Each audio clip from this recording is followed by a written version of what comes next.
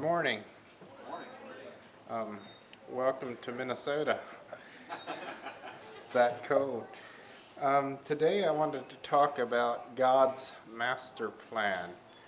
He has a plan for each of us. And this plan is right because God is right. One thing that's important to keep in mind is God is a loving Father. When we don't follow His plan, He still accepts us when we return to Him. But that part's up to us. And He honors our choices. A lot of times when I attended here, I wasn't doing so well, but I had some breakthroughs that I want to share more on later. That would sort of explain what brought us here and kind of what we were dealing with. I'd like to look at a letter from someone in the past and see if we can learn something from this person. The letter is like this.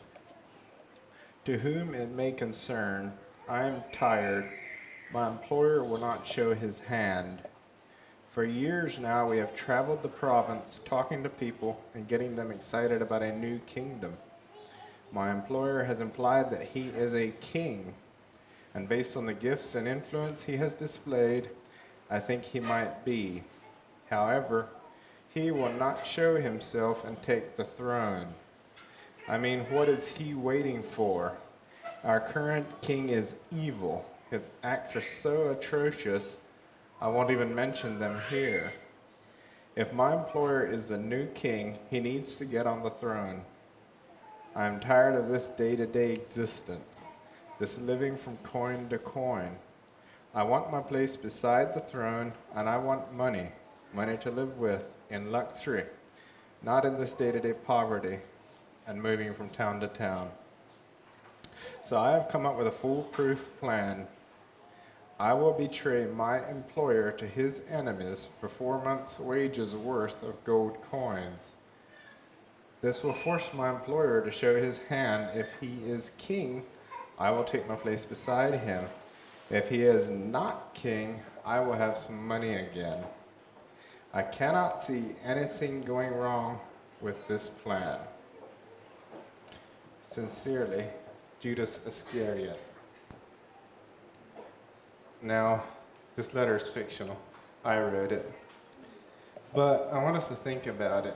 Jesus had a plan, and Judas had a plan. Who was right? Jesus was right. Now, if you wanted to follow along, we can read Matthew 17, the first 18 verses.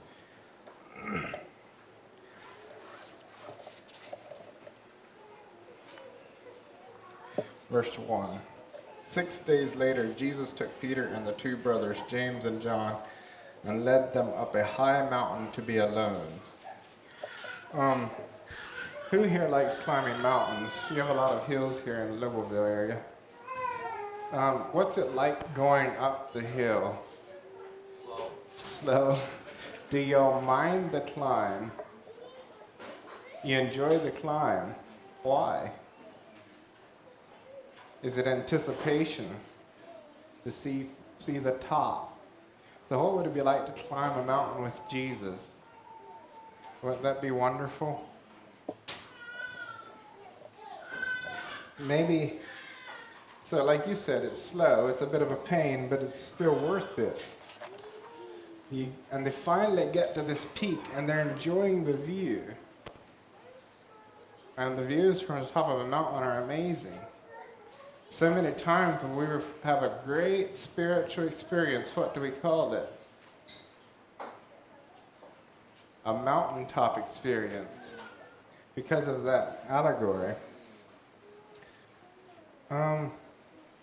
I can kind of liken this verse a little bit to the young Christian who's all fired up. Like, who had the first message last Sunday? What was his name?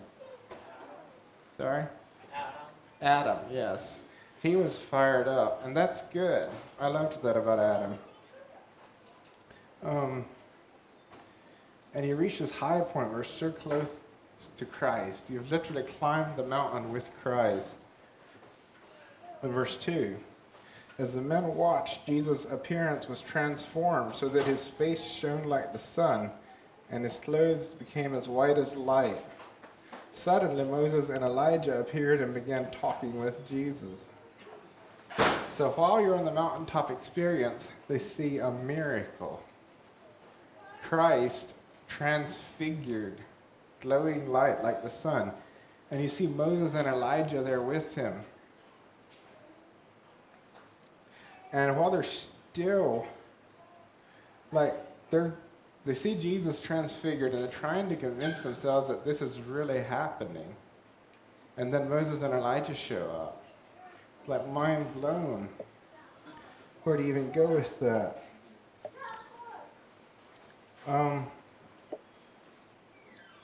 You kind of want to stay here forever, don't you? If you experience that, wouldn't you just want to stay there? Just spend the rest of your life, the next, depending how old you are, 30 to 70 years there? But Peter thought so too. Verse 4, Peter exclaimed, "Lord, it's wonderful for us to be here. If you want, I'll make 3 shelters as memorials, one for you, one for Moses, and one for Elijah." But even as he spoke, a bright cloud overshadowed them, and a voice from the cloud said, "This is my dearly loved Son, who brings me great joy. Listen to him." The disciples were terrified and fell down on the ground. In a group of friends, there always seems that one guy who can't keep his mouth shut, and he messes up the whole thing. Anybody know what I mean? Maybe you're that guy. I am sometimes. Peter is that guy. How many of us know what it's like to be Peter? We're on the mountaintop experience and we say something that brings the whole thing crashing down again. We think we have a great epiphany in our mind and we blurt it out, and then it's like, that's just the wrong thing at the wrong time. So the disciples are so scared they fall on the ground like they got run over. We make a mistake like Peter did. We sin. It scares us. We think God is mad. We don't know what to do. Our heart just sinks. We kind of want to disappear. We feel ashamed and unworthy of God. Verse 7. Then Jesus came over and touched them. "Get up," he said. "Don't be afraid." And when they looked up, Moses and Elijah were gone, and they saw only Jesus. And I want us to get this picture. Physically, they were flat out on the ground. Spiritually, how many times are we flat out on the ground? Because of something has gone wrong. Usually self-inflicted, but it can be other people. And where we're in that moment, that completely flat, spiritually, emotionally, Jesus came to them. He comes to us and touches us. And he just says, "Get up, don't be afraid."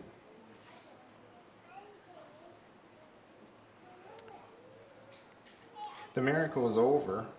Apart from the fact that they're walking with Jesus, the rest of the miracle is over. And verse 9, as they went back down the mountain, Jesus commanded them, "Don't tell anyone what you have seen until the Son of Man has been raised from the dead." Then his disciples asked him, "Why do the teachers of religious law insist that Elijah must return before the Messiah comes?" Jesus replied, "Elijah is indeed coming first to get everything ready. But I tell you, Elijah has already come, but he wasn't recognized, and they chose to abuse him. And in the same way, they will also make the Son of Man suffer." Then the disciples realized he was talking about John the Baptist. Now let's look at this a little bit. Verse 1. Jesus took Peter and the 2 brothers, James and John, and led them up a high mountain to be alone. That's all that it says about the climb. But look what it says about the going down, the leaving the mountain. On which trip do you think they learned more from Christ? The going up or the going down? The going down, that's right.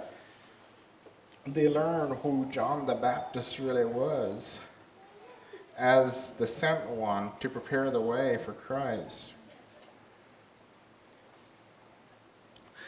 So what's it like for you mountain climbers when you have seen the view, maybe you stayed and saw the sunset, and now it's time to go home? What is the descent like? Do you just want it to be over with? Do you just want to be back at the house? Sort of. Depends.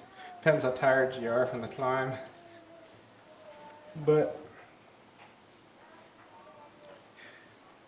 no matter how much of a dredge it feels like, God is still there. He's still speaking to us, still leading us. And at the foot of the mountain, this is verse 14, a large crowd was waiting for them. A man came and knelt before Jesus and said, "Lord, have mercy on my son. He has seizures and suffers terribly. He often falls into the fire or into the water." So I brought him to your disciples, but they couldn't heal him.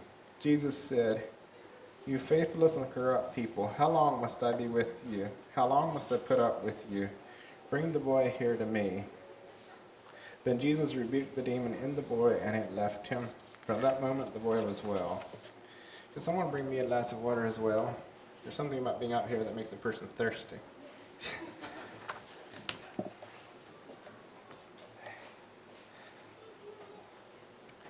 After the mountaintop is over, they see a boy with a demon. If they stayed at the mountaintop, they would not have seen the boy with the demon. So in all this, God still had a plan. And this is also the first time in this passage we see Jesus get frustrated. He wasn't frustrated with Peter. He seems to be frustrated. Thanks, Nathan. Thank you. He seems to be frustrated that the disciples that are down there aren't turning loose his power to free this boy from this possession. He wants this boy to be free. So he sends the demon out. The boy is made whole. And now I would like to share a little bit about our journey here. A bit of a testimony.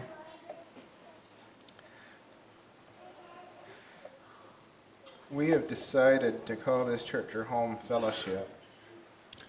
We were attending off and on for quite a while, but I wasn't very happy. And by the way, happy Valentine's Day. This wasn't really a Valentine's message, but maybe something about God's love will inspire us on how we love our spouses. I wasn't happy. We were having to deal with some things.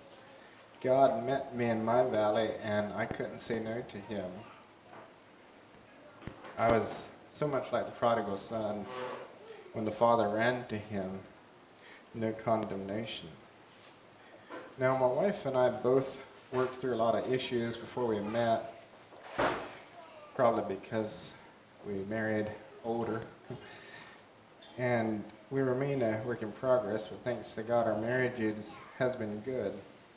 And we live in the Paris area, and there was a local church there. It was similar to this one. After attending for a while, I was asked to help teach. And in that process, I found myself investing a lot into that little church. That church meant a bunch to me.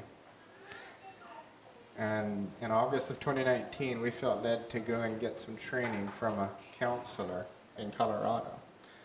Someone who I really respect his ability to sit down with a person and just talk in a long format to just sort through emotional issues. And that was something that I feel kind of inclined towards myself. But that was very good for us. We learned a lot. But while we were there for 2 weeks, not knowing, or while we were gone, we didn't know anything about this, the group was meeting without us, and they decided to disband. So when we came home, we literally did not have a church anymore. And I didn't, at first I was just irritated. I didn't really know how much that would affect me. One of my best friends, and he still is, I think a lot of him, he told me about what happened when we got back. But over time, this sense just grew and grew and grew. And every time I visited here, I kept getting more and more irritable. And I didn't really know why. And I started feeling where my gifts that I had been cultivating at this previous fellowship were getting rusty, where my fire, my passion was getting dim. And I just didn't enjoy church anymore. One Sunday, Henry, bless him, he sang this song called City on the Hill. A lot of you were here for that. I couldn't handle it. I thought that song was about our previous church. At first I thought Henry was rubbing it in, but then I knew he had no way of knowing. But I went out to the car, just out here, and I threw a huge temper tantrum. After I calmed down, I began to wonder why this song bothered me so much. I began to pray and I began to talk to God about it.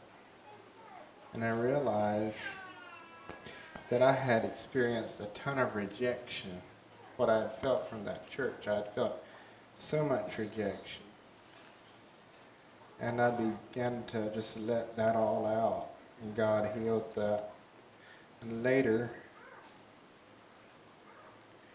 kind of thinking about what Amos would want me to do, I broke the power of the spirit of rejection off of my life. And after that, I feel like I've been completely reset. The fire is back. I'm the same person I was before all this happened, but I feel like I've grown because of it. More mature now. And we're still on a journey. But if we're welcome, we'd like to fellowship with y'all further until God tells us to move on. I'm catching more of a glimpse of God's plan for me specifically. Beforehand, I just thought I would just be, and someday I'd just be another counselor. But there's a specific, and catch where God has something specifically for me that fits me, and he knows me better than I know me. And I don't really know what all that means yet, but I've learned that I'm willing to trust him with that. If we catch the end of the prodigal son chapter, Luke 15, verse 17,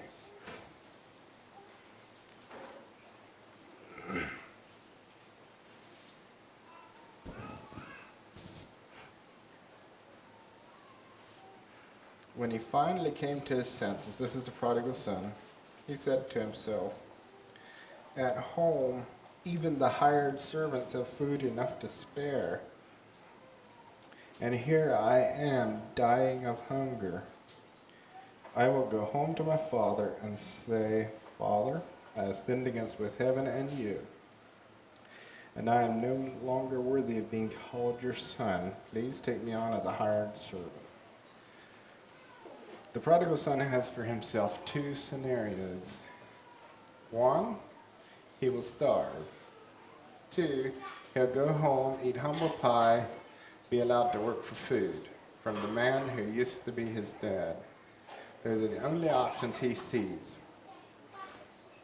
He returned home to his father, and while he was still a long way off, his father saw him coming.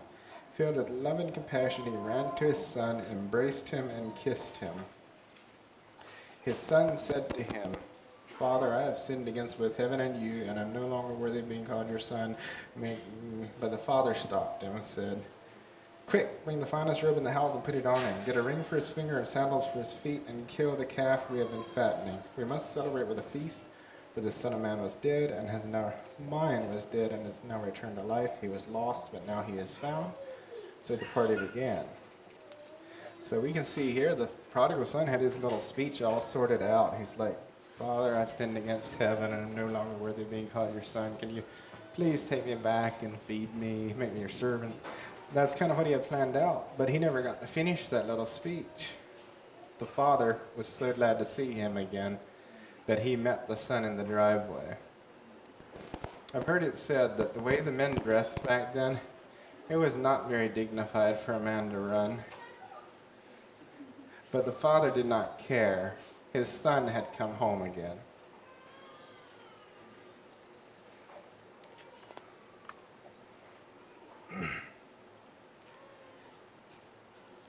So, when you are going through a tough time,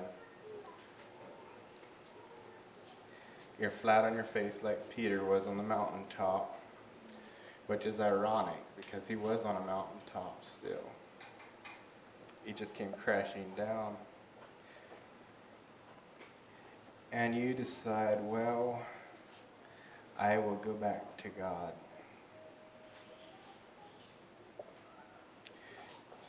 Doesn't the God you worship say, quick, let's have a party. My son is back, or my daughter is back. Isn't that the God you worship? If your God doesn't, you believe in the wrong God, or you don't understand him. The true God of the universe wants a relationship with you. That is the fundamental part of the plan. When you go all the way back to Genesis and look at the dynamics there, the way God created the whole world, and then he created this special Garden of Eden, and he formed man and a woman, and he communed with them in the garden. I don't have that much more to share, but I am an amateur historian. So if you don't mind humoring me a little bit, I'd like to read you a story from history.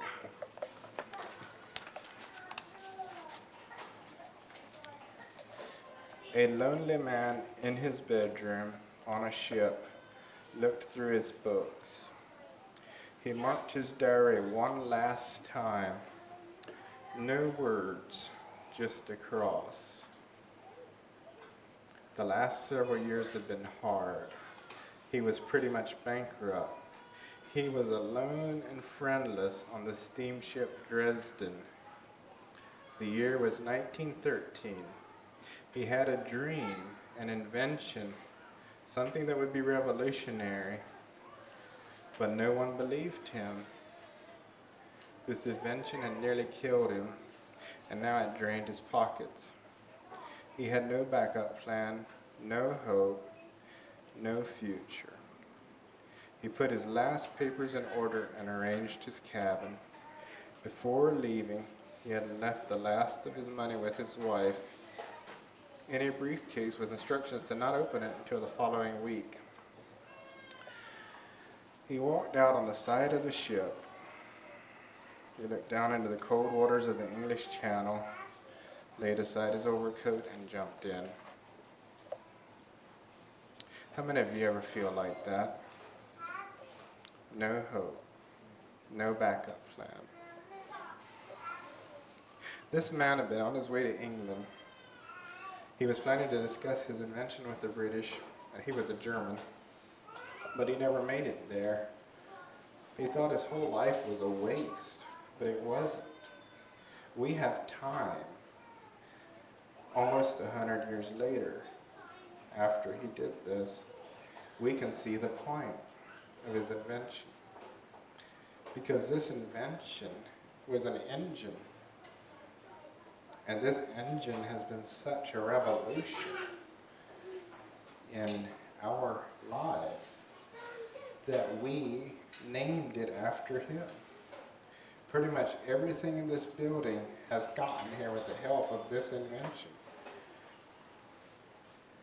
The man's name was Rudolf Diesel. He invented the diesel engine. and he thought his life was a waste. To me, that is one of the saddest stories I've ever heard. What would it have been like if Rudolph had been standing here just thinking about jumping in? Somebody would have come up to him and said, Mr. Diesel, or Rudolph, I believe in you. Your life is not a waste. And what if that somebody would have then talked to him about his Father, about God in heaven, and God's plan? He didn't have to go with his own plan anymore. He could give that plan to God and jump on God's plan. Same choice Judas Iscariot would have had at the beginning. Judas decided to go with his plan. How many of you today feel like you're Rudolph Diesel? And if so, I would just ask you to look at having someone pray with you, being willing to divulge. Don't just write your feelings in a diary. Divulge it to someone you trust. Let them minister to you. Let God speak to you.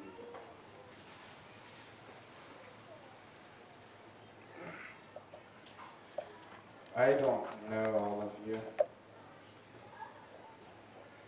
but when I look out across this room, I see sons and daughters of God,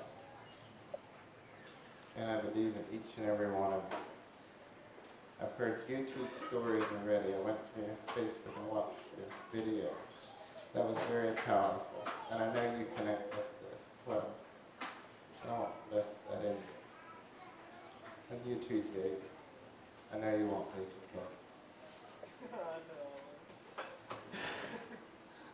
well. At this time, if it's okay, I'm just going to turn this over to Marv. Close how we see fit.